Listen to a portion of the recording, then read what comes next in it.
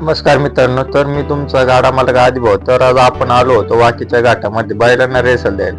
दिवस झाले होते, रेसल काही दिली नव्हती. घाटामध्ये आलो तर आपले साऊ शेठ गेले गुढी पळवायला. मग गुढी काय पळाली, शेठला गुढी पळवता आली नाही म्हणून एका पोराने साऊ शेठवर टाकला डायलॉग, कुठून आणलाय हा असा घोडीस्वार. आठ जरा जास्त चालू होता म्हणायला. संघटनेच्या पोरांचं चालू होतं, बैल कशी झोपायचं, कोणत्या खांदी झोपायचं. पण साऊ शेठ बोला, चला आपण फोटो आणि रील काढून घेऊया. आम्ही घेतले फोटो जरा रील काढून. बरं बोलली बैल सोडायची. मी घेतला पवन शेठ. शेठ जरा जास्त येडेवानी करीत होता, पण मी काहीच त्याला सोडला नाही. त्याकडून शेठ करीत होता गरम पवनला पळवायची आणि बैलांना सावध करायला लागतं जरा. तिकडे कार्यकर्ते पण त्यांच्या बैलाला करत होते गरम, नाही का.